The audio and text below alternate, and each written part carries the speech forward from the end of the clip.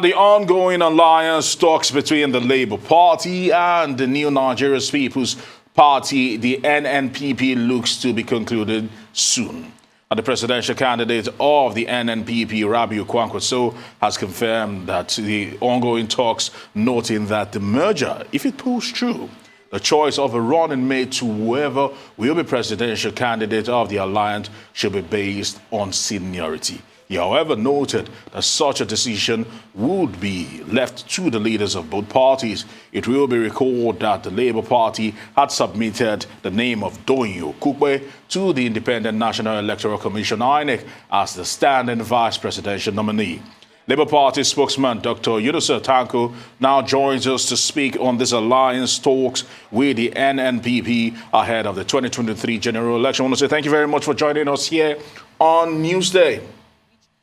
Now, the Labour Party... Thank you for having me. Good afternoon, Nigerians. Yes, good afternoon to you. Now, the Labour Party right now, some will say, are trying to navigate new waters.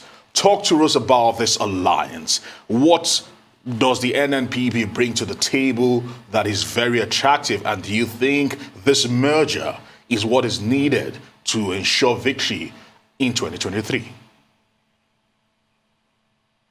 Well, I'm very happy to say that after we made this interview some couple of weeks ago, Nigerians made their position known and they spoke in large terms. What they did was to say, this will bring us victory. It is not me that said it, nor the Labour Party or the NNPP. It is the Nigerian people who we are actually seeking for their vote that made this particular statement. And the statement is clear for any politician or a political grouping who have the intention of being in the presidential villa to reduce the level of the problems we are having in this country and say, look, it is good to listen to the words of the people, because actually it is the market of the people where you are going to seek for their vote. And may I use this opportunity to quote Dr. Chiba Okadibo. He said, if you are emotionally attached to your religion or tribe or zone, as the case may be, and at the same time, your political lineage, and to the point of your consideration, where truth and justice is left in abeyance, then your exposure is useless, your education is useless. He also went further to say, if you cannot think beyond your petty emotional interests, then you are a liability to mankind. This is the words of Dr. Chuba Okadibo. So for all those who really want to move beyond their cocoon and their cleavage, it is best for them to look beyond those particular shores and start thinking about what the Nigerian people are saying. So for us, the opportunity has been presented. We have worked hard to come to this level. Now everybody is talking about what we need to do.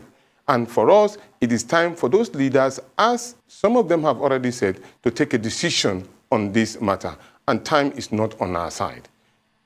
Now, the APC, you recall, was formed through the merger of several political alliances in order to win the 2015 election. And of course, we've seen how they performed so far. So I'd like to know, what's the motivating factor behind this alliance? Is it just to win the elections? After that, what next? Does the NNPP and the Labour Party, do they share the same ideology? If they do, what are these ideologies? Good. There are templates for discussions. And I'm glad to say here that I have an authority that discussions are ongoing between the two political parties. And these discussions are from every different quarters. They're not from a particular group, because all well-meaning Nigerians have key into this particular project. And so discussions from all levels are going on. But what I can also say is that we have not reached that particular level and say who is who on this particular alliance. That decision has not been reached. Now, going forward to discuss about ideological differences or common grounds, the fact remains that we are not the only ones on this matter.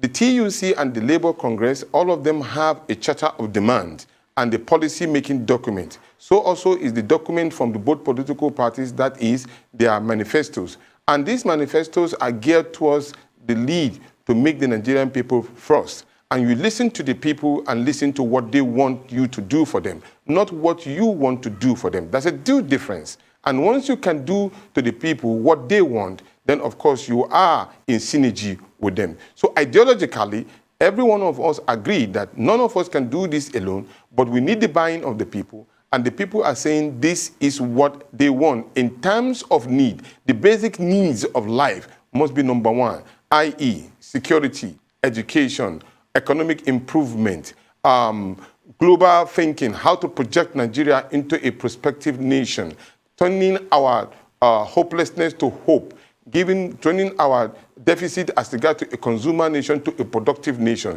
These key issues resonate between all well-meaning Nigerians, not only these two political parties. There are other political parties who believe in this. And so, I want to use this opportunity to thank the majority of Nigerians who have stood firm in support of this. So do not wither, be determined, be focused. Emancipation is just nearby. All right. You say emancipation is nearby, and you say that the populace are actually behind the Labour Party and Peter Obi, and you've listened to the voice of the people.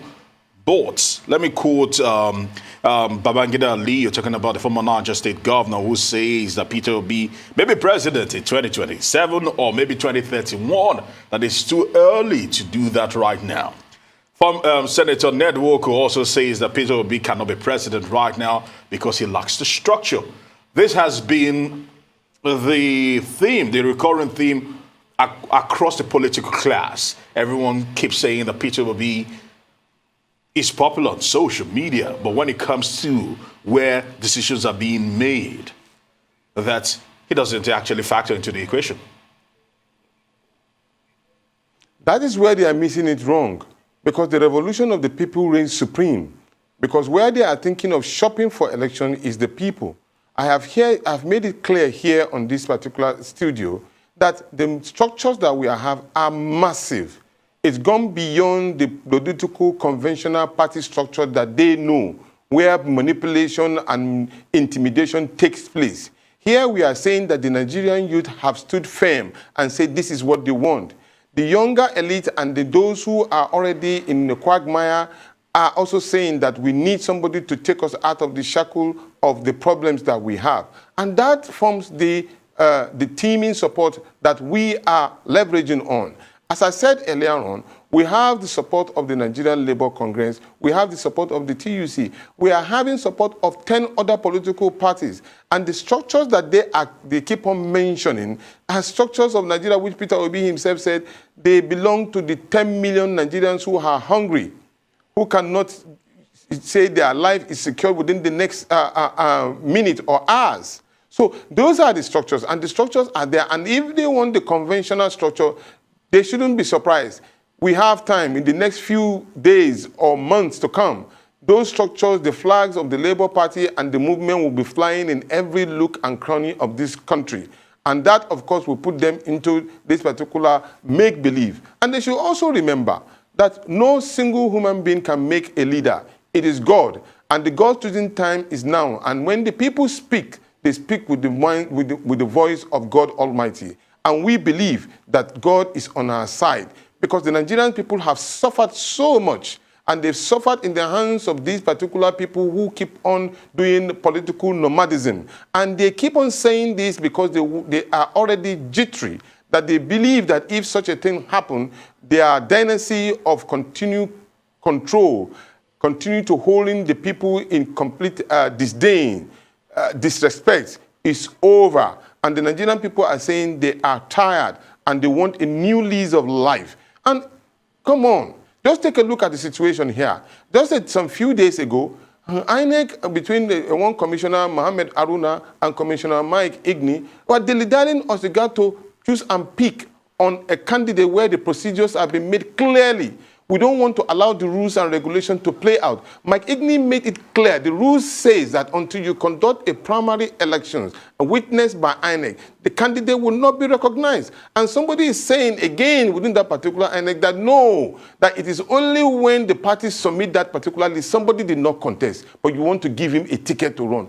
This is how they model our processes and make life miserable for the Nigerian people. We must resist this. And these are the reasons, these are the things that we want to put into perspective. Not only that, to make sure that the downtrodden, those who you ignore, those you forget, can actually become somebody in Nigeria. Look, Nigeria is for all of us, and the best of us must be given an opportunity to rule the people. And that is what we found in this particular movement.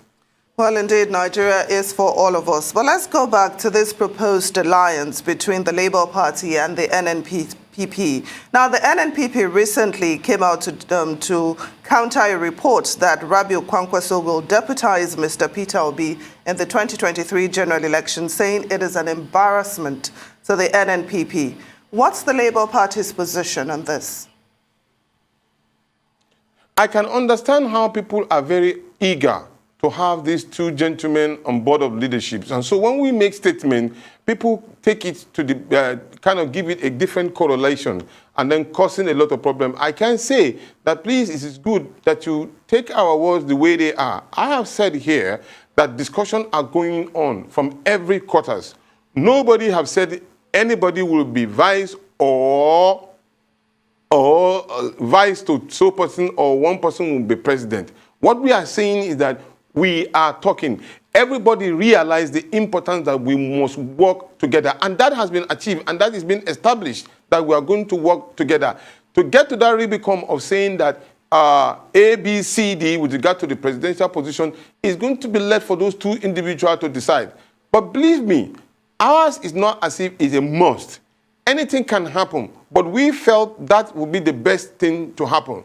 We have thrown it into the open discussion, and the Nigerian people have spoken. So if a wise politician cannot take a cue from what the Nigerians, and then probably that person or he or she is not ready to be in power. But we will soldier on, because quite honestly, we are determined to keep on moving.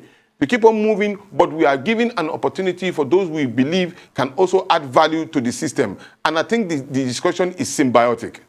All right, Dr. Tanko, let's actually talk about this placeholder issue that has been front and center, has been on the burner for quite a while. I mean, in the past couple of hours right now.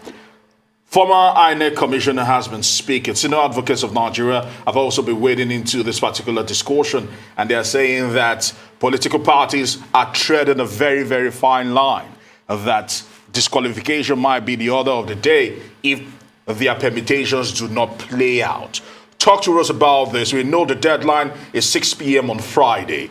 Talk to us about this placeholder issue that is right now happening between the APC also on one side and Labour Party are also having that same issue. Talk to us about this.